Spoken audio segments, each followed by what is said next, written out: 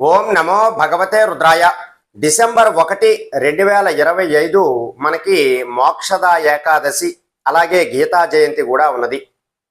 ఈ మోక్షదా ఏకాదశి రోజు నాడు ఓం నమో భగవతే వాసుదేవాయ అనేటటువంటి మంత్రాన్ని మీరు 108 సార్లు జపం చేసుకున్నా సరే చాలా మంచి ఫలితాలు అనేటటువంటివి మీకు ఉంటాయి. అలాగే గీతా జయంతి సందర్భంగా ఓం క్లీం కృష్ణాయ గోవిందాయ గోపీజన వల్లభాయ నమః అనేటటువంటి మంత్రాన్ని కూడా జపించిన కృష్ణుడి యొక్క అనుగ్రహం మీకు కలుగుతుంది. అలాగే దగ్గరలో ఉన్నటువంటి కృష్ణుడి యొక్క దేవాలయం వద్దకు వెళ్ళి అక్కడ మీకు భగవద్గీత పారాయణం ఎవరైనా చేస్తూ ఉంటే విన్నా, లేదా మీరే భగవద్గీత పారాయణాన్ని చేసుకున్న మంచి ఫలితాలు అనేటటువంటివి మీకు ఉంటాయి.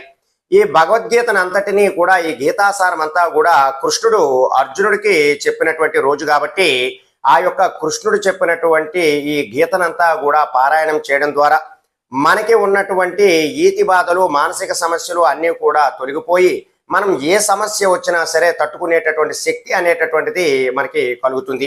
కాబట్టి ఈ గీతా పారాయణం ప్రతి ఒక్కరూ కూడా చేయటానికి ప్రయత్నం చేయాలి ఈ గీతా జయంతి రోజు.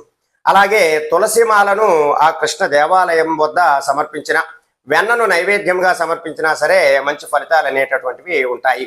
అలాగే ఇంకా ఈ రోజే మోక్షదా ఏకాదశి కూడా వచ్చింది కాబట్టి మీరు ఈ ఏకాదశి రోజు ఉపవాసం ఉండి మరుసటి రోజు ద్వాదశి నాడు మీరు ఎవరికైనా భోజనం పెట్టిన తరువాత మీరు భోజనం చేసినా సరే మంచి ఫలితాలు అనేటటువంటివి మీకు ఉంటాయి.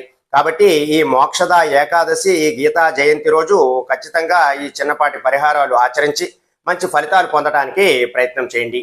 సర్వే జనా సుఖినో భవంతు. శుభం.